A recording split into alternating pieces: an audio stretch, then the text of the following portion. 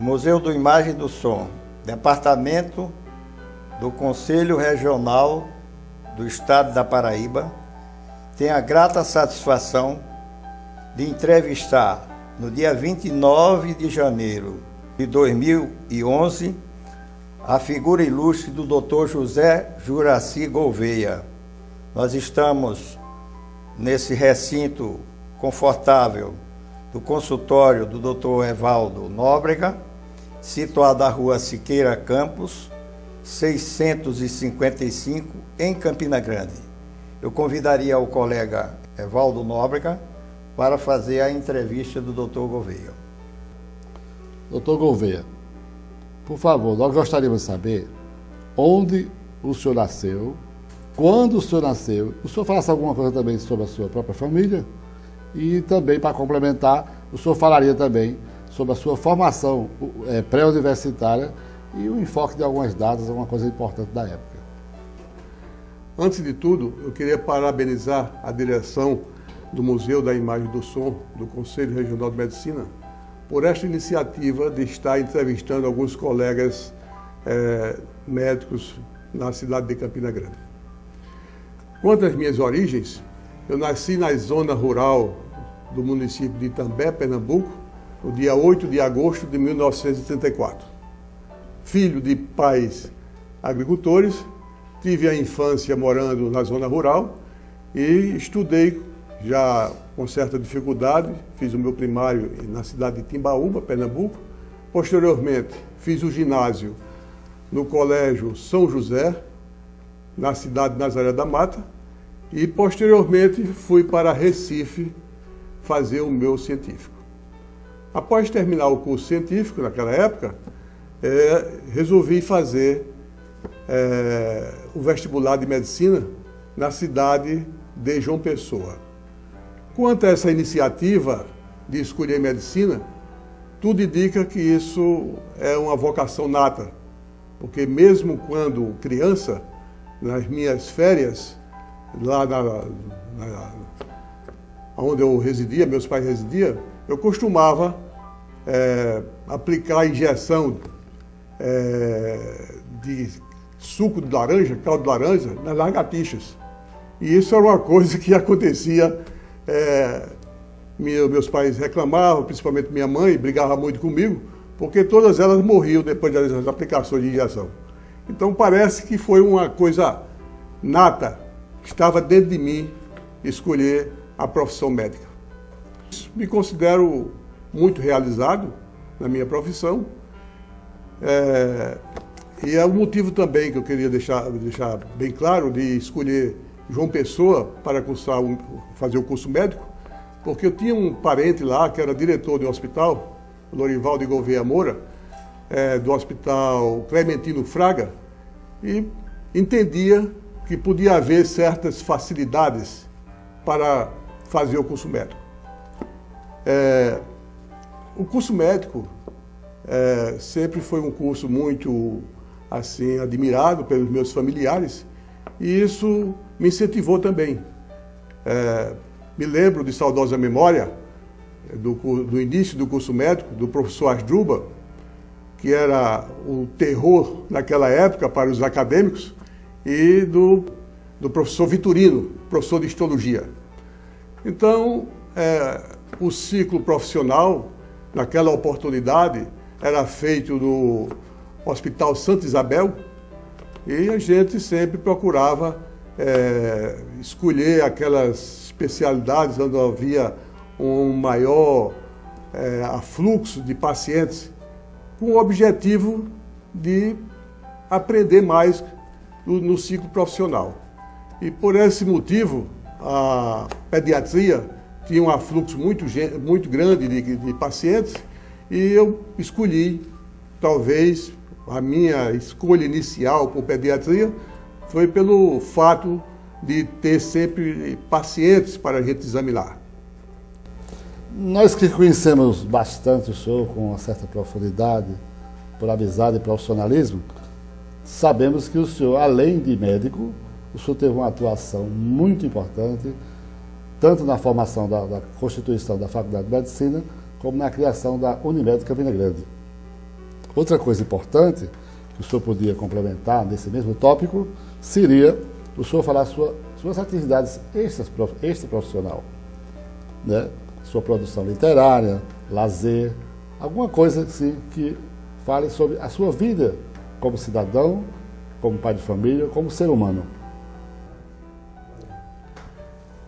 Terminando o curso médico, no ano de 1962, recebi convite para assumir emprego. E declinei do convite porque eu não me achava capaz de iniciar minhas atividades profissionais. E aí escolhi fazer uma pós-graduação, fazer uma residência médica na área de pediatria em São Paulo. Me inscrevi no Hospital Infantil do Morumbi, depois da Darcy Vargas, que pertencia à Legião Brasileira de Assistência. E fui aceito lá como residente, e foi um grande passo que eu dei, porque logo no início da minha residência eu vi como era importante a quantidade de informações, as reuniões frequentes, as sessões clínicas, enfim, um conjunto de pessoas altamente capazes que pertencia à equipe daquele hospital, do Darcy Vargas, e que proporcionava um ganho de conhecimentos muito positivo. Então nós ficamos um ano no Hospital Infantil Darcy Vargas, de São Paulo, e retornamos para João Pessoa com o objetivo de ficar ou em João Pessoa ou em Campina Grande. Por que Campina Grande? Campina Grande, naquela época, tinha um hospital regional, que era o Hospital do IPASE, que atendia uma gama muito grande de funcionários de todo o Nordeste. Todos os casos de maior complexidade eram direcionados para o Hospital Alcides Carneiro. E como eu, outros colegas também que terminavam residência, quer em São Paulo ou na cidade do Rio de Janeiro, vinham para Campina Grande pensando justamente trabalhar no Hospital Alcides Carneiro. Então havia uma corrida, podemos dizer assim, no ano de 1962, 63, 64 até 65, de colegas chegando na cidade de Campina Grande. Campina Grande, como uma cidade desenvolvimentista, suportava, era uma cidade que proporcionava esse sentimento de crescimento aos colegas, inclusive na área médica. Então, cheguei aqui, fui nomeado para o Hospital Alcides Carneiro. Posteriormente, com a criação da Faculdade de Medicina, nós nos incorporamos a alguns colegas, como Firmino Brasileiro, Bonaldo Filho, e nós fizemos parte, Bezerra de Carvalho, Everaldo Lopes, fizemos parte desse grupo que fundaram, esse grupo fundou a Faculdade de Medicina de Campina Grande, inicialmente uma entidade particular, uma fundação particular, que conseguiu crescer graças ao idealismo deste grupo. Ao mesmo tempo, era inaugurado, iniciou o hospital da FAP, da Fundação Assistencial da Paraíba, que era um hospital criado pela uma missão holandesa, podemos dizer assim, com dinheiro da Holanda, e foi um núcleo, um embrião do hospital universitário. Primeiramente foi inaugurado o setor de pediatria no hospital da FAP, que era um hospital grande, um projeto de mais de 100 leitos, mas não havia condições de funcionar totalmente. Com enfermeiras holandesas, nós começamos a trabalhar no setor de pediatria, juntamente com o colega Humberto Suassuna, que tinha chegado da Itália, e o colega Vigílio Brasileiro, que tinha feito estágio na França, fez residência na França, fez estágio no Chile, e nós nos juntamos e demos início ao setor de pediatria do Hospital Escola, naquele tempo, Hospital Fundação Assistencial da Paraíba.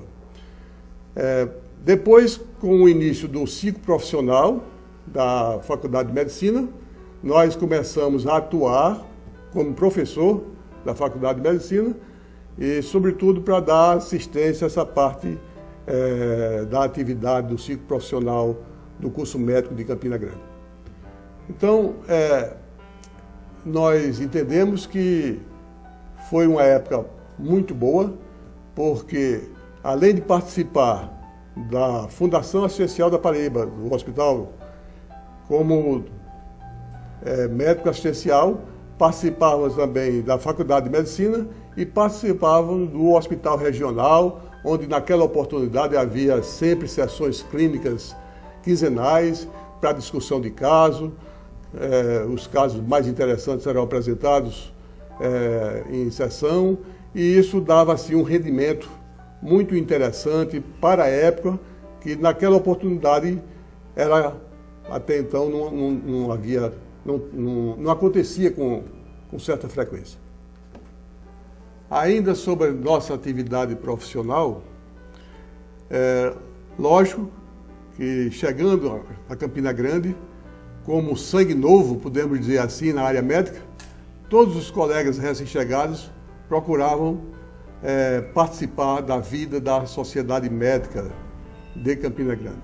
Hoje, a Associação Médica de Campina Grande. Então, por várias oportunidades, fui eleito como tesoureiro da Associação Médica de Campina Grande. Demos a nossa contribuição, sempre participando das decisões da diretoria, procurando vitalizar, podemos dizer assim, aquela associação. Posteriormente, surgiu a ideia do cooperativismo médico, Unimed. A Unimed teve origem na Baixada Santista, com o Dr. Castilho fundando a Unimed de Santos. E entendíamos que naquela oportunidade havia um crescimento exagerado da medicina de grupo, e sabendo que o médico atua como secundário, como elemento secundário na medicina de grupo, servindo para ser explorado pela medicina de grupo, ao analisar a filosofia do cooperativismo médico, entendimos que essa era uma solução, pelo menos naquela oportunidade. Porque, como se sabe, no cooperativismo médico, o profissional sempre é remunerado de acordo com a sua produção. O interessante é que essa produção seja sempre valorizada e que as diretorias momentâneas das Unimedes procurem valorizar o valor da UES, podemos dizer assim, que se paga ao profissional. Então, em conversa com o Dr. Alberto Urquiza Vanderlei, de saudosa memória, de João Pessoa, convidamos um advogado que fazia parte da Unimed de Santos, a vir até João Pessoa e Campina Grande, fazer uma explanação do que era a Unimed para os colegas interessados. Fizemos a divulgação na cidade de Campina Grande e, juntamente com alguns colegas, Firmino Brasileiro, Milton Medeiros, o Dr. Bonaldo, etc., me falha a memória agora, esse advogado foi a João Pessoa, fez uma explanação lá, e na outra noite veio em Campina Grande e reunimos um grande número de colegas, onde foi feita uma explanação sobre o que era cooperativismo médico.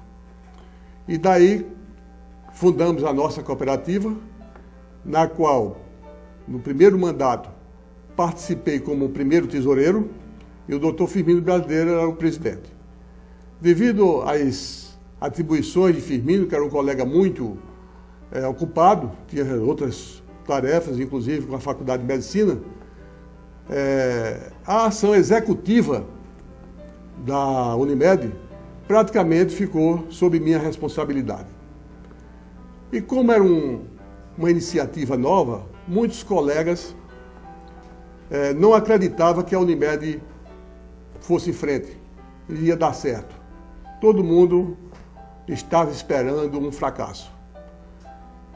No início, tivemos que conseguir uma sala cedida por um colega, por Dr. Milton Medeiros, no edifício RIC, onde nós não pagávamos aluguel.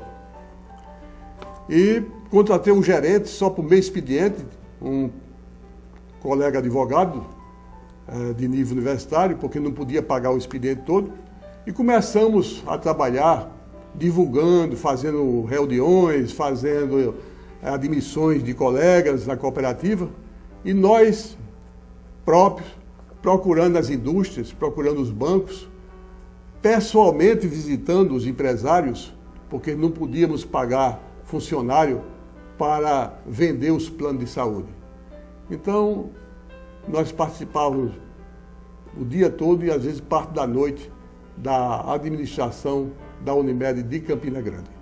No segundo mandato, eu fui eleito presidente e aí ficamos mais um certo período, passamos 11 anos como o principal executivo da Unimed Campina Grande, onde tive a oportunidade de construir a sede atual da Unimed Campina Grande, comprar um imóvel na Pedro II, onde inicialmente funcionavam alguns consultórios e depois a Unimed ocupou para ser o ponto de vendas dos planos de saúde.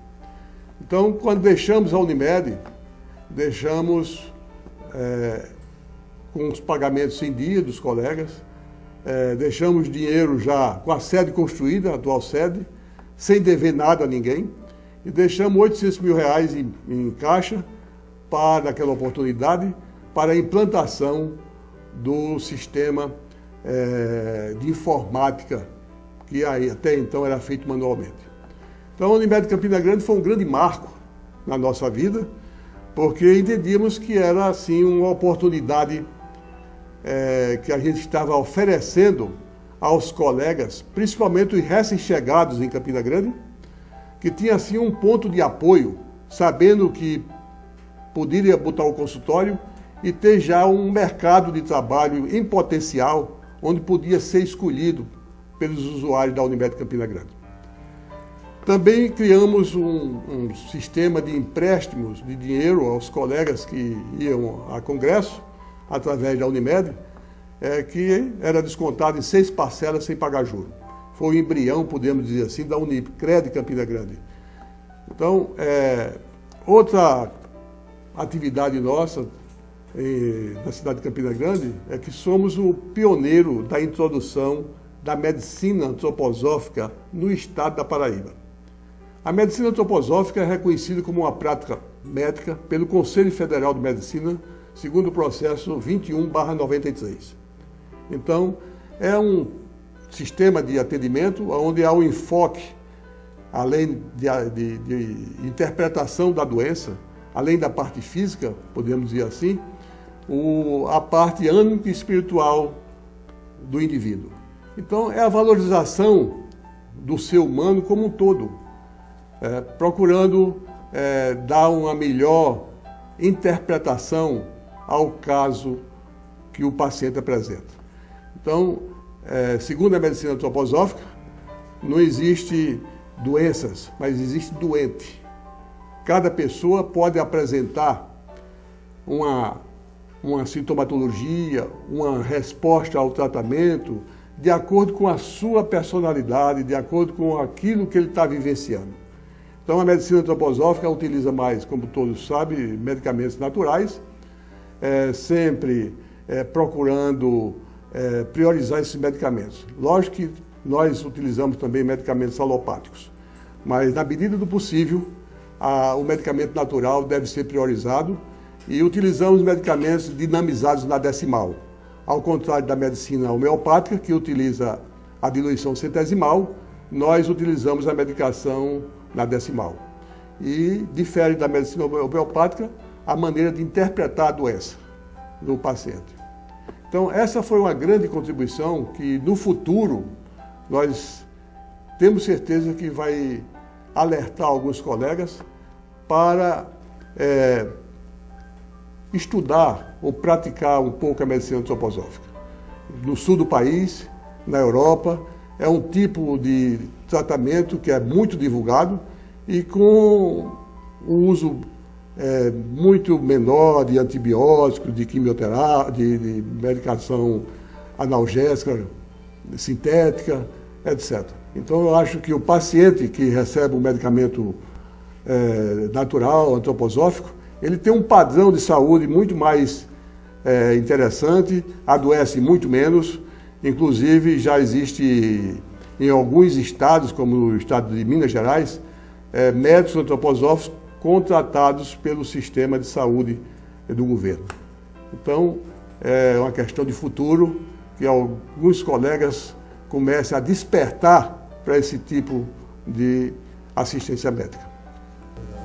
Pois bem, para finalizar essa importante entrevista que nós estamos tendo com o Dr. Gouveia, eu gostaria que o senhor tecesse algum comentário, assim, sua expectativa sobre o futuro da medicina brasileira, em especial aqui na Paraíba.